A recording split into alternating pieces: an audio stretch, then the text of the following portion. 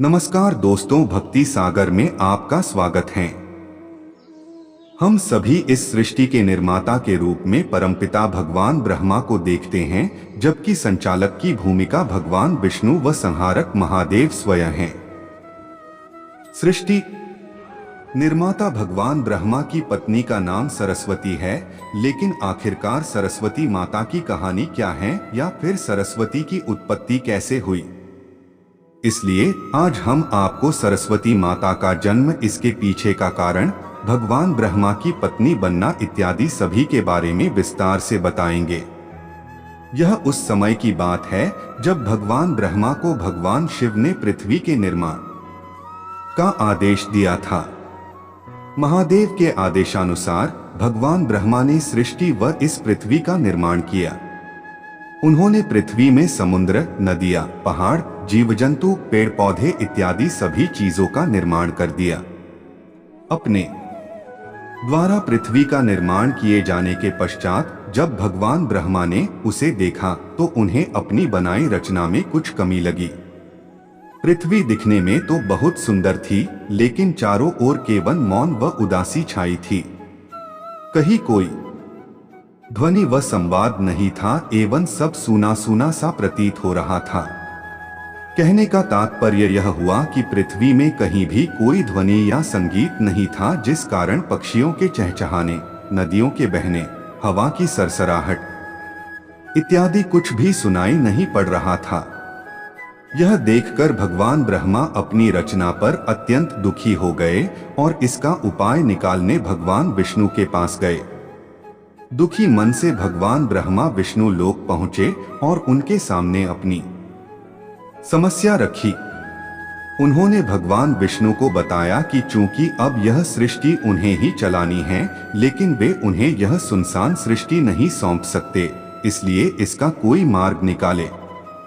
भगवान विष्णु ब्रह्मा की चिंता का कारण समझ गए और इसके लिए उन्होंने आदिशक्ति को बुलाने का आह्वान किया।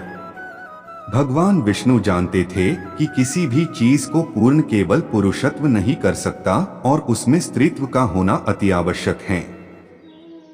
भगवान विष्णु के द्वारा आह्वान किए जाने पर मां आदिशक्ति वहां प्रकट हुई ताकि वे एक नई दैवीय शक्ति को जन्म दे सके।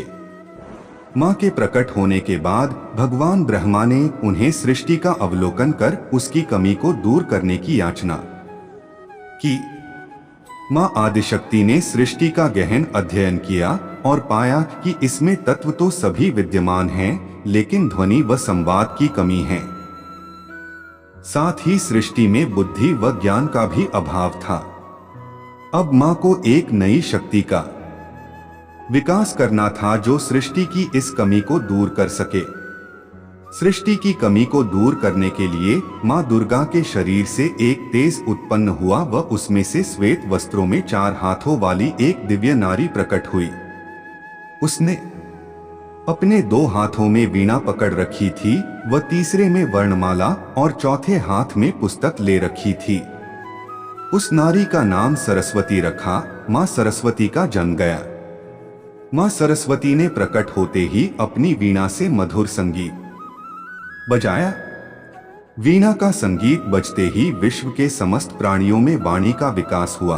वायु में सरसराहट होने लगी, जलधारा में कोलाहल हुआ व पूरा विश्व मानो चहक सा उठा। पूरी पृथ्वी में विभिन्न प्रकार की ध्वनियां गुंजायमान हो उठी, जिस कारण हर किसी में एक नया उत्साह व उमंग का संचार हुआ। इसी के साथ उन्होंने विश्व के सभी प्राणियों व जीव जंतुओं की प्रजातियों में उनकी क्षमता के अनुसार विद्या का विकास किया। मां सरस्वती के प्रभाव के कारण ही हर जीव के अंदर विभिन्न कार्यों को करने की दक्षता थी व सभी में उसी अनुसार अलग अलग कौशल विकसित हुआ। इसके बाद मां आदिशक्ति ने ब्रह्मा जी से कहा कि जिस प्रकार मां लक्ष्मी भगवान विष्णु की आदिशक्ति है, मां पार्वती महादेव की, उसी प्रकार मां सरस्वती आपकी आदिशक्ति व धर्म पत्नी होंगी। मां आदिशक्ति के कहेनुसार भगवान ब्रह्मा ने मां सरस्वती को अपनी अर्धांगिनी के रूप में स्वीकार कर लिया। इस कारण हम सभी माँ सरस्वती को विद्या, बुद्धि, वीणा व संगीत की देवी मानकर उनकी पूजा करते हैं। हर गुरुकुल व विद्यालय में विद्यार्थी माँ सरस्वती की आराधना मुख्य तौर पर करता है। संगीतकार भी माँ सरस्वती को अपनी आराध्य देवी मानते हैं।